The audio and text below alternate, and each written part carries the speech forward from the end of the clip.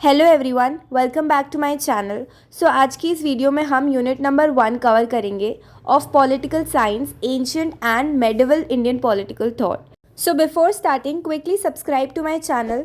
Creating a single video takes a lot of time and effort, but you people still don't subscribe. Have a look at the syllabus first and then we'll start. As you can see, unit number 1 is Foundations of Indian Political Thought. Basically सबसे पहले हम समझते हैं इसका मतलब. Foundations का मतलब है किसी चीज़ का बेसिक या base structure. Indian political thought का मतलब है भारत के वो आइडियाज़ जो पॉलिटिक्स और गवर्नेंस के अलग अलग एस्पेक्ट्स को समझाने के लिए दिए गए हैं. हम सब जानते हैं कि हर स्ट्रॉन्ग बिल्डिंग का एक सॉलिड फाउंडेशन होता है. भारत के पॉलिटिकल आइडियाज़ का एक स्ट्रॉन्ग फाउंडेशन है जो एंशिएंट स्क्रिप्चर्स, एपिक्स, फिलॉसफीज़ और ट्रेडिशंस पर बेस्ड है. इस डिस्कशन में हम समझेंगे first, sources of Indian political thought. Second, cultural and territorial conception of India. Third, distinctive features of Indian political thought. चलो शुरू करते हैं. The first is sources of Indian political thought. Indian political thought के क्या क्या sources हैं. Political ideas हवा में नहीं बनते, उनका एक बेस होता है. भारत के पॉलिटिकल थॉट्स के सोर्सेज हैं वेदास एंड उपनिषद्स. वेदास और उपनिषद्स भारत के सबसे पुराने रिलीजियस टेक्स्ट हैं. ये गवर्नेंस, एथिक्स और जस्टिस के प्रिंसिपल सिखाते हैं. वेदास को डिवाइन नॉलेज माना जाता है और ये 4 पार्ट्स में डिवाइड हैं: ऋग्वेदा, सामवेदा, यजुर्वेदा, अथर्ववेदा. बात करते हैं वेदास की. वेदास गवर्नेंस और सोसाइटी के लिए एक फ्रेमवर्क प्रोवाइड करते हैं. ऋग्वेदा कहता है कि एक राजा का काम है धर्म का पालन करना, टू अपहोल्ड राइटसनेस. धर्म एक ऐसे प्रिंसिपल को डिफाइन करता है जो जस्टिस और इक्वालिटी पर बेस्ड है. अथर्ववेदा में कहा गया है कि राजा को अपनी प्रजा की रक्षा करनी चाहिए और उनका प्रोस्पेरिटी इंश्योर करना चाहिए. Now is Upanishads. Upanishads deeper philosophical और मॉरल टीचिंग्स प्रोवाइड करते हैं जो रूलर्स के एथिकल और स्पिरिचुअल कंडक्ट को गाइड करते हैं. ये टेक्स्ट इंडिविजुअल और कलेक्टिव गुड को बैलेंस करने की बात करते हैं. राजा को अपने सेल्फ इंटरेस्ट के ऊपर प्रजा के वेलफेयर को रखने की सलाह देते हैं. लेकिन क्यों ये इंडियन पॉलिटिकल थॉट्स का एक सोर्स है. वेदास और उपनिषद्स एक आइडियल पॉलिटिकल और सोशल सिस्टम का मॉडल प्रपोज करते हैं. गवर्नेंस के प्रिंसिपल्स को मॉरल और एथिकल वैल्यूज़ के साथ कंबाइन करते हैं जो एक स्टेबल और जस्ट सोसाइटी के लिए ज़रूरी है. Now second is epics, Mahabharat and Ramayan. Mahabharat और रामायण भारत के 2 महान एपिक्स हैं जो ना सिर्फ मॉरल और एथिकल टीचिंग्स प्रोवाइड करते हैं बल्कि गवर्नेंस और लीडरशिप के भी प्रिंसिपल सिखाते हैं. First is Mahabharat. ये एक कॉम्प्लेक्स टेक्स्ट है जो पॉलिटिक्स, मोरालिटी और लीडरशिप के कई इंपॉर्टेंट एस्पेक्ट्स को समझाता है. शांति पर्व. इस सेक्शन में विदुर और भीष्म एक आइडियल किंग की क्वालिटीज़ डिस्कस करते हैं. एक राजा को इम्पार्शियल, जस्ट और कंपैशनेट होना चाहिए. युद्ध और पीस दोनों के टाइम गवर्नेंस के रोल्स और रिस्पॉन्सिबिलिटीज़ को क्लियरली डिफाइन किया गया है. अगर हम रामायण की बात करें, रामायण एक परफेक्ट किंग की इमेज प्रेजेंट करता है जो जस्टिस और इक्वालिटी के लिए अपने पर्सनल डिज़ायर्स को त्याग करता है. राम को एक ऐसे रूलर के रूप में दिखाया गया है जो राम राज्य का आइडियल स्टैब्लिश करते हैं जिसमें प्रॉस्पेरिटी और हैप्पीनेस सभी के लिए होती है. लेकिन क्यों ये इंडियन पॉलिटिकल थॉट्स का एक सोर्स है? क्योंकि एपिक्स जैसे महाभारत और रामायण ने पॉलिटिकल एथिक्स और लीडरशिप के ऐसे मॉडल्स प्रोवाइड किए जो आज तक रेलेवेंट है. ये टेक्स्ट एक राजा और प्रजा के रिलेशनशिप को क्लियरली डिफाइन करते हैं जो एक स्ट्रॉन्ग पॉलिटिकल फ्रेमवर्क के लिए ज़रूरी है. नाउ द थर्ड इज़ अर्थशास्त्र बाय कौटिल्य. अर्थशास्त्र जो कौटिल्य या चाणक्य ने लिखा, ये एक कॉम्प्रिहेंसिव टेक्स्ट है जो गवर्नेंस, इकोनॉमिक्स और स्टेट क्राफ्ट के प्रैक्टिकल एस्पेक्ट्स को कवर करता है. इसमें मेन फोकस है रियल पॉलिटिक और प्रेगमैटिक लीडरशिप. अर्थशास्त्र स्टेट और सोसाइटी के इफ़ेक्टिव मैनेजमेंट के लिए स्ट्रैटेजीज़ प्रोवाइड करता है. ये एक राजा के लिए फाइनेंशियल मैनेजमेंट, मिलिट्री स्ट्रैटेजी और डिप्लोमेसी के प्रिंसिपल्स डिटेल में एक्सप्लेन करता है। एक राजा की प्राइमरी ड्यूटी है अपनी प्रजा के वेलफेयर को इंश्योर करना और अपने स्टेट को एक्सटर्नल और इंटरनल थ्रेट से बचाना। सो इसके क्या की आइडियाज़ है? फर्स्ट है सप्तंग थ्योरी। स्टेट के 7 essential components king, minister, territory, fort, treasury, army and allies को डिस्क्राइब करता है। सेकंड है मत्स्य न्याय। वीक स्टेट्स को स्ट्रॉन्ग स्टेट्स के द्वारा इन्वेड होने से बचाने के लिए स्ट्रॉन्ग लीडरशिप प्रमोट करता है। लेकिन ये भी एक इंडियन पॉलिटिकल थॉट का सोर्स क्यों है? क्योंकि अर्थशास्त्र एक सिस्टमैटिक अप्रोच देता है गवर्नेंस और पावर डायनामिक्स को समझने के लिए। इसकी प्रैक्टिकलिटी और डिटेल आज के टाइम में भी रेलेवेंट है, जो इसे इंडियन पॉलिटिकल थॉट का एक इम्पॉर्टेंट सोर्स बनाता है।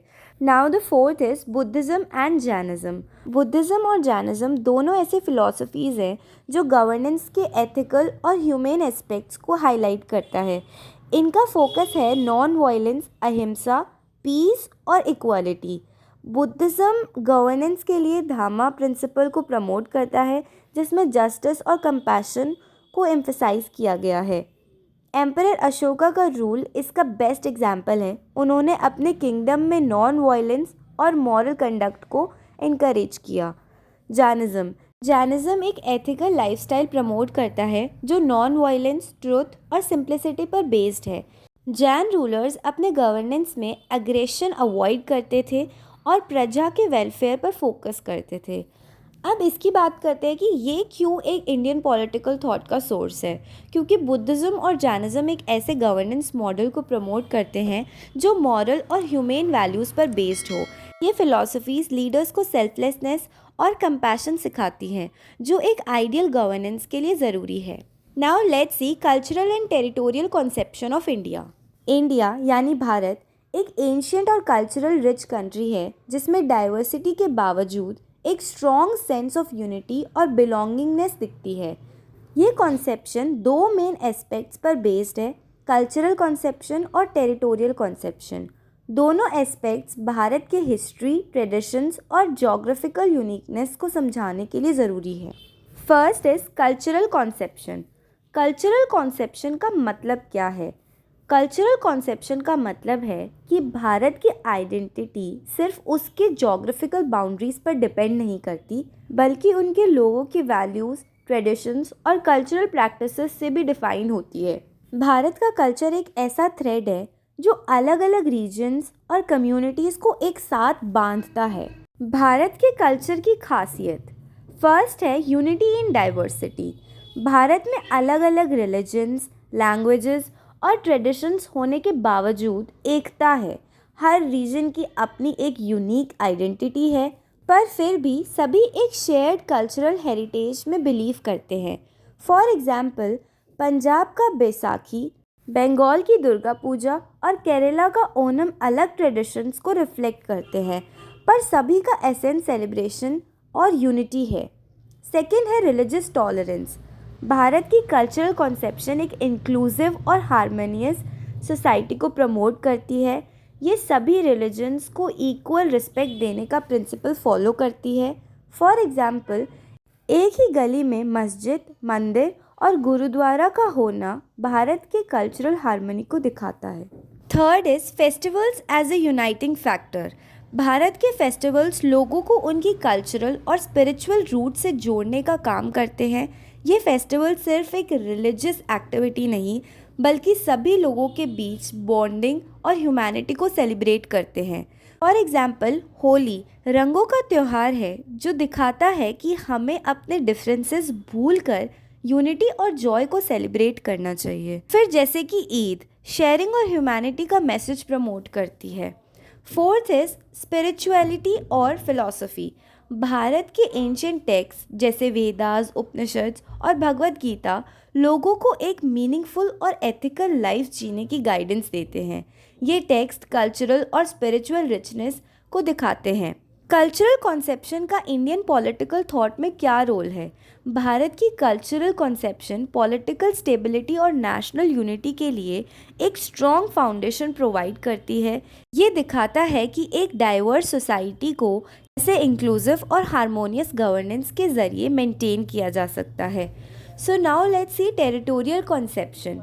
टेरिटोरियल कॉन्सेप्शन का मतलब क्या है? टेरिटोरियल कंसेप्शन का मतलब है कि भारत के लोगों का अपने जोग्राफिकल बाउंड्रीज के साथ एक डीप कनेक्शन है। भारत की टेरिटरी को सिर्फ फिजिकल स्पेस नहीं बल्कि एक सेक्रेड एंटिटी माना गया है। ये कॉन्सेप्शन भारत की एंशिएंट टेक्स्ट और हिस्टोरिकल नरेटिव्स में क्लियरली दिखाई देता है। भारत के टेरिटोरियल कॉन्सेप्ट की खासियत क्या है? फर्स्ट, भारतवर्ष की परिकल्पना। एंशिएंट टेक्स्ट जैसे पुराण और महाभारत में भारत को भारतवर्ष के नाम से रेफर किया गया है। ये एक कल्चरल और टेरिटोरियली यूनिफाइड लैंड का कॉन्सेप्ट है। भारतवर्ष का मतलब है एक ऐसा रीजन जिसमें लोगों का शेयर्ड कल्चर और स्पिरिचुअल कनेक्शन हो। सेकंड, ज्योग्राफिकल बाउंड्रीज का एम्फेसिस। एंशिएंट टेक्स्ट और थिंकर्स ने भारत के नेचुरल बाउंड्रीज जैसे हिमालयाज़ और इंडियन ओशन का मेंशन किया है जो इस टेरिटरी को डिफाइन करते हैं। अर्थशास्त्र जैसे टेक्स्ट टेरिटोरियल इंटीग्रिटी और उसे प्रोटेक्ट करने की इम्पोर्टेंस को हाईलाइट करते हैं। अर्थशास्त्र कहते हैं कि एक स्ट्रॉन्ग स्टेट तभी पॉसिबल है जब उनकी बाउंड्रीज सिक्योर हो और उनका कंट्रोल सेंट्रलाइज्ड हो। Second is sacred geography. Bharat के ज्योग्राफिकल फीचर्स जैसे गंगा, यमुना, हिमालयाज़ और विंध्यास का सेक्रेड माना गया है। ये फीचर्स सिर्फ ज्योग्राफिकल एंटिटीज़ नहीं बल्कि एक कल्चरल और स्पिरिचुअल आइडेंटिटी का पार्ट है। फॉर एग्जाम्पल, कुंभ मेला जैसी प्रैक्टिसेस दिखाती है कि लोग अपने ज्योग्राफिकल और स्पिरिचुअल रूट्स को कितना महत्वपूर्ण मानते हैं। Fourth, territorial unity in ancient governance. Bharat के ancient kingdoms Magadh, Maurya empire और गुप्ता एम्पायर ने ये दिखाया कि कैसे ज्योग्राफिकली वास्ट रीजन्स को एक साथ यूनिफाई और गवर्न किया जा सकता है। टेरिटोरियल कॉन्सेप्शन का इंडियन पॉलिटिकल थॉट में क्या रोल है? टेरिटोरियल कॉन्सेप्शन भारत के पॉलिटिकल थॉट में एक यूनिफाइड स्टेट और सॉवरेनिटी का आइडिया इंट्रोड्यूस करता है। ये कॉन्सेप्ट दिखाता है कि कैसे एक लैंड अपने लोगों के साथ एक स्ट्रॉन्ग कल्चरल और इमोशनल बॉन्ड क्रिएट कर सकता है। Now distinctive features of Indian political thought. अब हम समझते हैं वो खास बातें जो इंडियन पॉलिटिकल थॉट को यूनिक बनाती हैं। First, dharma as the core. Indian political thought का बेस धर्मा है जो ड्यूटी और मोरालिटी को रिप्रेजेंट करता है। धर्मा का मतलब है कि इंडिविजुअल और स्टेट दोनों अपने एक्शंस में एथिक्स का ध्यान रखें। फॉर एग्जाम्पल, एम्परर अशोका का धर्मा ये सिखाता है कि गवर्नेंस का एम पावर लेना नहीं बल्कि ह्यूमैनिटी और जस्टिस को प्रमोट करना है। Now second, harmony between state and religion. Indian thought politics और रिलीजन के बीच एक बैलेंस प्रमोट करता है। रिलीजन को पॉलिटिक्स का एक इंटरनल पार्ट समझा गया है लेकिन दोनों एक दूसरे को डोमिनेट नहीं करते। फॉर एग्जाम्पल, गुप्ता पीरियड को गोल्डन एज कहते हैं क्योंकि वहाँ कल्चरल और पॉलिटिकल हार्मनी था। Now third, inclusiveness and pluralism. Inclusiveness और डाइवर्सिटी को भारत के पॉलिटिकल थॉट में हमेशा एम्ब्रेस किया गया है। ये थॉट अलग अलग बिलीव्स और आइडियोलॉजीज़ को एक साथ लेकर चलने में विश्वास करते हैं। फॉर एग्जाम्पल, भक्ति और सूफी मूवमेंट्स ने डिफरेंट कम्युनिटीज़ को एक साथ लाया। Now fourth, decentralization of power. Indian villages historically self sufficient रहे हैं और ये डिसेंट्रलाइजेशन का एग्जाम्पल है। पावर एक सिंगल सेंटर में कॉन्सेंट्रेट होने के बजाय हर लेवल पर इक्वली डिस्ट्रीब्यूटेड होती है। फॉर एग्जाम्पल, महात्मा गांधी का ग्राम स्वराज इसी डिसेंट्रलाइजेशन पर बेस्ड था। Now fifth, ethics over power. Indian political thought power से ज़्यादा एथिक्स पर फोकस करता है। एक राजा को अपनी प्रजा के लिए काम करना चाहिए ना कि अपनी पर्सनल एम्बिशंस के लिए। फॉर एग्जाम्पल, रामायण और महाभारत के कैरेक्टर्स हमेशा एथिक्स को फर्स्ट प्रायोरिटी देते हैं। Now conclusion. तो दोस्तों, इंडियन पॉलिटिकल थॉट सिर्फ पॉलिटिक्स और पावर के बारे में नहीं है, बल्कि ह्यूमैनिटी, एथिक्स और जस्टिस को प्रमोट करता है। इसका बेस धर्मा, इंक्लूसिवनेस और डिसेंट्रलाइजेशन पर है, जो भारत को एक यूनिक और टाइमलेस पॉलिटिकल सिस्टम बनाता है। अगर आपको ये डिस्कशन पसंद आई हो तो इसे अपने दोस्तों के साथ ज़रूर शेयर करें। मिलते हैं अगले टॉपिक के साथ। Thank you.